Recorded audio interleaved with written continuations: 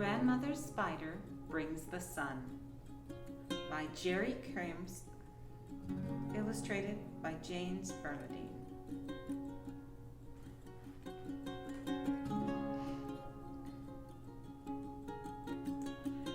Grandmother Spider Brings the Sun, a Cherokee story by Geri, Keams, illustrated by James Bernadine.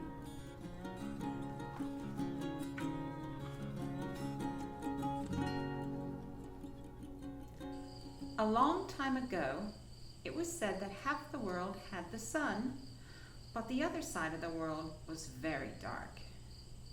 It was so dark that all the animals were always bumping into each other and getting lost.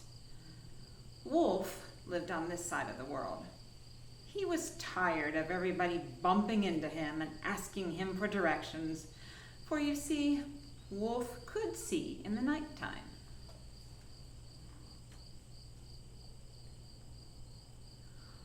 Wolf gathered all the animals together in a big cave.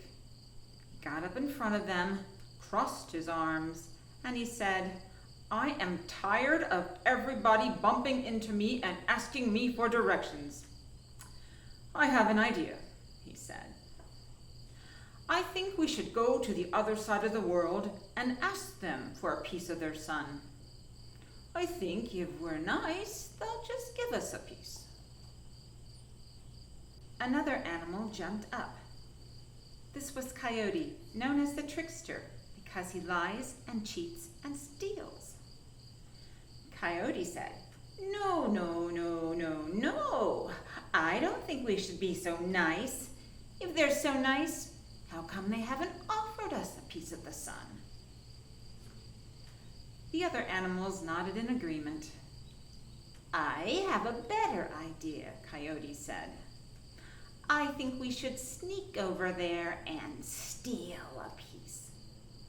"Steal a piece?" said Wolf. "What are you talking about, Coyote?" Calm down, Coyote said. "We're not going to steal a big piece. We're only going to take a little piece. They'll never miss it." And that is what they decided to do.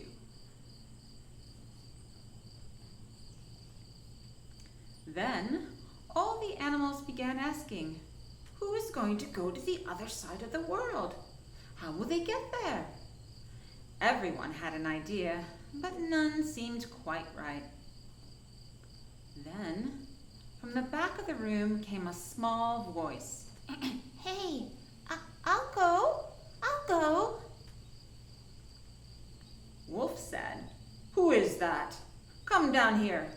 I can't see you." Down to the front of the room came a little round animal with chubby cheeks. He was shy and quiet. He stood up in front of the animals, and as he looked all of those hundreds of eyes looking back at him, he got kind of scared. He looked out over the crowd of animals and he said in a timid voice, "Hi. My name is Possum.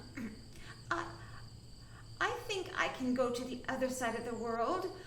You see, I've got long, sharp claws and I think I can tunnel. And when I go all the way to the other side of the world, I'll take a piece of the sun and hide it in my big bushy tail." And Wolf said, "Oh, a tunnel.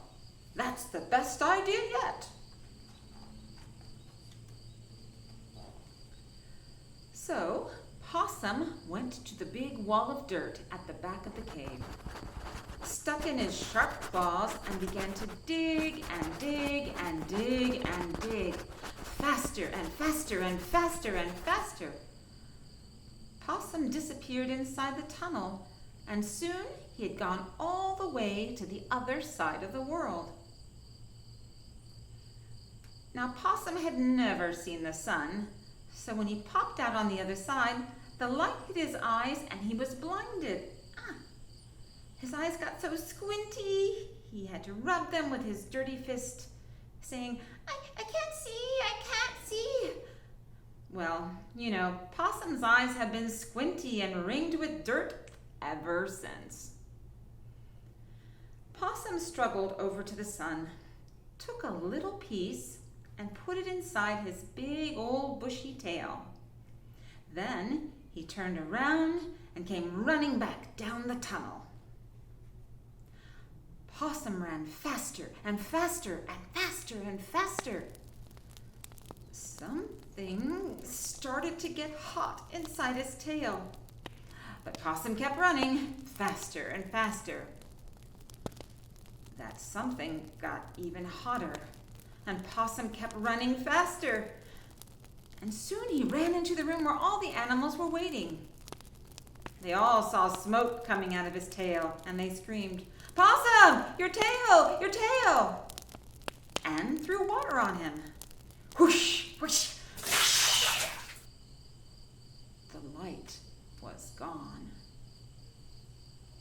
When the smoke had cleared, Wolf looked up and said, "Oh no, Possum, look at your tail. It's all skinny." And Possum's tail has been that way ever since. Wolf said, "We still don't have any sun.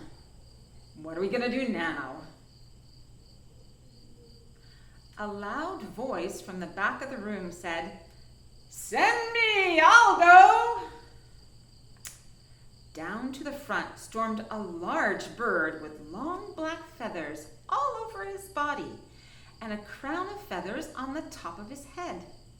He held his head high, stuck his chest out, and he marched importantly past all the other animals. You see, this bird was a show-off.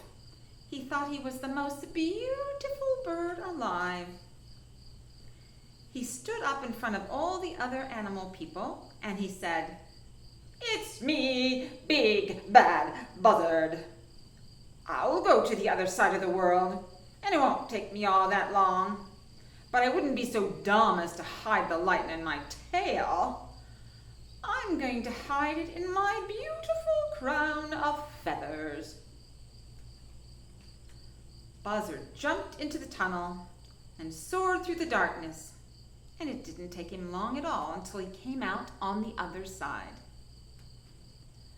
Buzzard took a little piece of the sun, put it inside the crown of his feathers, turned around, and soared back down the tunnel faster and faster and faster and faster.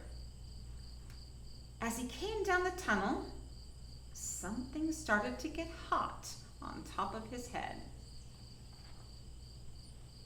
Buzzard soared faster and faster, and something got hotter and hotter. Faster he soared, and soon he came into the room where all the animals were waiting. They looked up, and they saw smoke coming from Buzzard's head. "Oh no, Buzzard, your head, your head!" They got water, and whoosh, whoosh, whoosh, the light went out. Wolf looked up and said, "Buzzard, you're bald." All of Buzzard's feathers cracked and fell to the ground. Big Bad Buzzard got so shy and quiet that he ran and hid in the back of the room. And Buzzard has been bald ever since, and he still doesn't like anybody to look at him. Wolf said, "Possum's burned his tail off, and now Buzzard's bald, and we still don't have any sun. What are we going to do now?" A tiny voice from up above said, "Send me. I'll go. Hey, send me. I'll go. I'll go." Wolf looked all around, but he couldn't tell where the voice was coming from. "Who is that? Where are you? Come down where I can see you." down from the corner of the ceiling squeaked the tiny voice, "Send me." And right in front of Wolf landed a tiny spider. The spider looked up, and Wolf looked down, and Wolf said, "Oh no, not you, Grandma. You can't go to the other side of the world. You're too old. And besides that, you're too slow." Well, this was Grandma Spider. She had done many things to help the animals in her long life. She crossed her little arms and said, "I know I'm old. You don't have to tell me I'm old. But I want to help my people one more time. I need a piece of clay about so big. And you'll get me a piece, won't you, son?" Wolf went and got Grandma Spider a piece of clay. And she sat in the middle of the room and began to chant. Soon she had worked the clay into a little bowl. She picked up that beautiful clay bowl and disappeared inside the tunnel. They said it took Grandma Spider a long time to get to the other side of the world. The sun guards were now out. They knew somebody was trying to steal some of their sun. They stood in a tight circle around it. They weren't going to let anybody through. The sun guards were mean-looking monsters. They had fire coming out of their heads. They had fire coming out of their mouths. And they held their weapons ready for a fight. But Grandmother Spider was so tiny that they didn't even see her. She sneaked between them, went up to the sun, took a little piece, put it in her clay bowl, and sneaked back past the sun guards. She came back down the tunnel very slowly. It took her a long time to get to her side of the world. As she got closer, something happened. The light inside her bowl began to grow. The little rays stretched out of the bowl. As she came out of the tunnel into the cave, that ball of light was growing. She could hardly carry it. All the other animals came running to help Grandmother Spider. Blind Possum, Bald Buzzard, Wolf, Coyote, Bear, and Deer, and all the others. But that ball of light just kept getting bigger and bigger and bigger and bigger until it got so big that the animals had to squeeze it out of the cave. And as it squeezed out of the world, it bounced up into the sky. Boing! It is said from that day on, whenever Grandmother Spider would spin her web, the shape of the sun would be at its center. And you see, Grandmother Spider spins her web that way